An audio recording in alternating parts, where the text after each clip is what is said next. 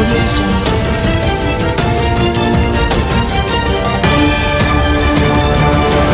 आपण पाहता GS9 news Marathi channel व सिल्लोड एक्सप्रेस न्यूजपेपर मध्ये आपलं स्वागत आहे। सत्य, स्पष्ट आणि निर्भीड पत्रकारितेचा विश्वास। धुळे येथे 10 लाख रुपयांचं शासकीय बिल मंजूर करून देण्यासाठी 20,000 रुपयांची लाच स्वीकारताना समाज कल्याण विभागातील इतर मागास बहुजन समाज कल्याण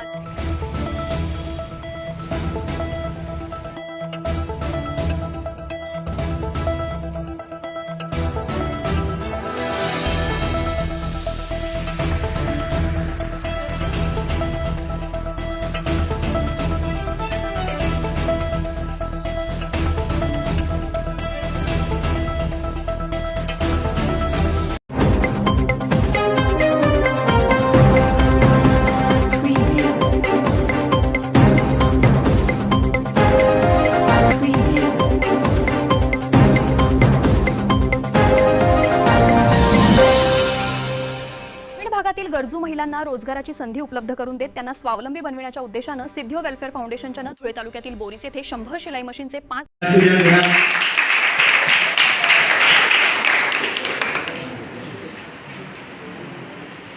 कार्यक्रमासाठी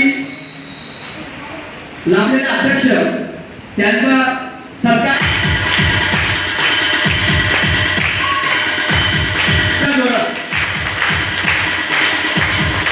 पुढील लाभार्थी छोटेबाई पारधी,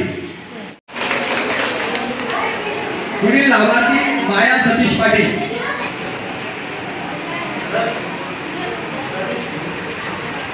GS9 न्यूज मराठी चॅनल व सिल्लोड एक्सप्रेस न्यूजपेपर आमचं न्यूज चॅनल सबस्क्राइब करा, लाईक करा, फेसबुक पेज फॉलो करा आणि ही बातमी जास्तीत जास्त शेअर करा। धन्यवाद। माध्यमातून आपला बोरीस गावामध्ये आपण स्टिचिंग मशीन आणि पिको फॉल मशीन हे वाटपचा कार्यक्रम या ठिकाणी ठेवला आहे।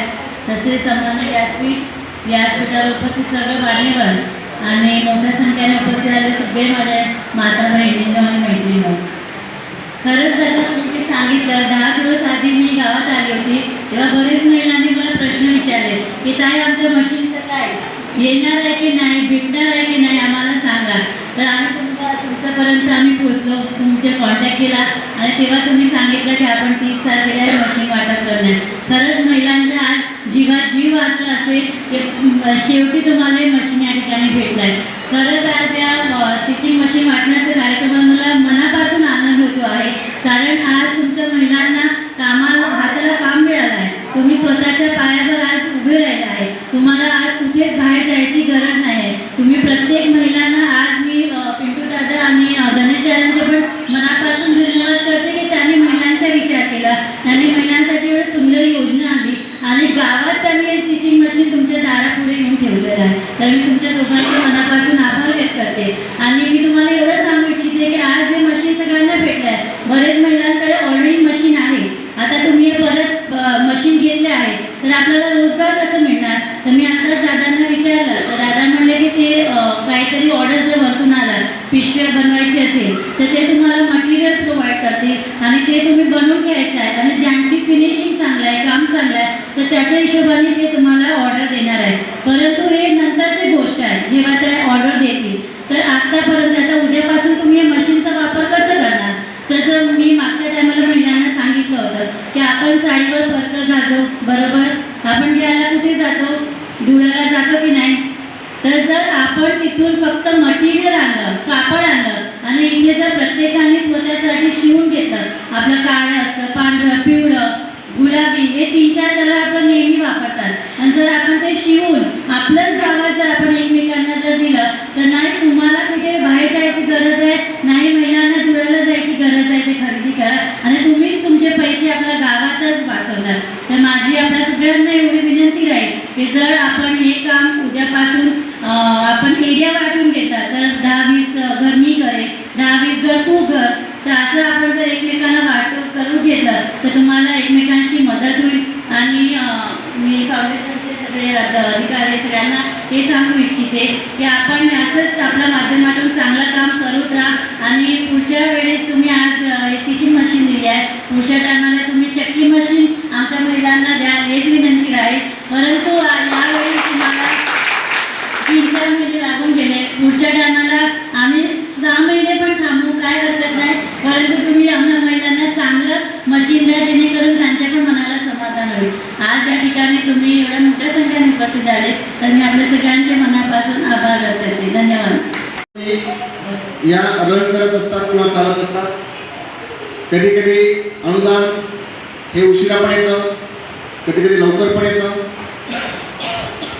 फाउंडेशनने यापूर्वी 21 दिवसाच्या आत देखील मशीन वाटप केलेली आहे.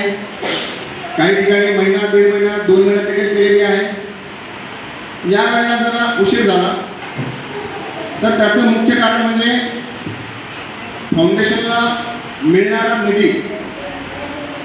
आता सगळ्या गोष्टींना सोंग करू शकतो, पैशांचं काय करणार.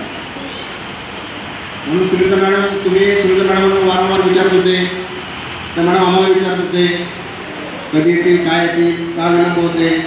म्हणून मी तसं फोनवर त्यांना उत्तर देखील देत होतो किंवा संपर्कात होतो, प्रत्यक्ष असो किंवा अप्रत्यक्षरित्या असो. आमच्या 2 महिन्यांनी किंवा 3 महिन्यांनी सगळ्या प्रतिनिधींची मिटिंग देखील आम्ही बोलवत असतो. त्या मिटिंगला देखील मॅडम हजर होत्या. तर मशीन वितरणास जो काही विलंब झाला त्या बाबतीत सर्वप्रथम मी आपल्या सर्वांची फाउंडेशन मार्फत दिलगिरी व्यक्त करतो. आपल्या परिसरातले सगळी आपली टीम आहे आणि या हॉलमध्ये शिलाई मशीन योजना संदर्भात आपली मीटिंग पण झाली होती. मॅडमांना देखील त्याची संपूर्ण पूर्वकल्पना होती. मध्यंतरी मला दादांचा पण कॉल होता. निखिल दादा साहेब माझा संपर्क झाला होता, पण प्रदीप दादांनी देखील मला सांगितलं की दादा किंवा ताई विचारत आहेत काय झालं मशीनचं, अजून का नाही वितरण होते. तर व्यवस्थित त्यांना माहिती दिली होती. तर अशा ज्या काही अडचणी आल्या त्यामुळे जरा विलंब झाला. दुसरी महत्त्वाची गोष्ट म्हणजे फाउंडेशन कधीही क्वालिटीमध्ये कॉम्प्रोमाइज करत नाही. गुणवत्तेच्या बाबतीत फाउंडेशन कधीही समझोता करत नाही. ठीक आहे, पहिल्यांदा चांगले वाटले, आता फंड कमी आहे, पैसा कमी आहे, मग देऊ, साधे मशीन मागून देऊ, हा प्रकार फाउंडेशनकडे यापूर्वी नव्हता, आजही नाही आणि अखेरपर्यंत नसेल. क्वालिटी हीच आपली ओळख आहे, गुणवत्ता हीच आपली ओळख आहे. तुम्हाला या ठिकाणी आता जे काही मशीन मिळणार आहे त्या मशीनची गुणवत्ता हे तुम्ही घरी गेल्यानंतर तपासणारच आहात. तुम्हाला कळेल कुठल्या गुणवत्तेचं मशीन तुम्हाला देण्यात आलेलं आहे. कॉन्क्रीट सर देखील या ठिकाणी उपस्थित आहेत आणि आमची टीम केंद्र शासनाच्या किंवा राज्य शासनाच्या ज्या काही योजना आहेत त्यांच्यासोबत किंवा त्यांच्यावरती काम करत होतो. गेल्या वर्षभरापासून मग फाउंडेशनची देखील स्थापना करण्यात आली. स्थापना करण्यामागचा उद्देश असंख्य ज्या काही ताईमाई आहेत, महिला आहेत, ज्यांना कामानिमित्त घरातून बाहेर पडता येत नाही. पती, मुलं, बाळं, सासू, सासरा म्हणजे संसार प्रपंचामुळे ज्यांना घरातून बाहेर निघता येत नाही, कामानिमित्त बाहेर जाता येत नाही, मग अशा ताईमाई घरी बसून काही काम करू शकतील का किंवा त्यांना काही रोजगार उपलब्ध होऊ शकेल का, या संकल्पनेतून उभा राहिलेला सिद्धियो वेलफेअर फाउंडेशनचा हा एक संकल्प होता किंवा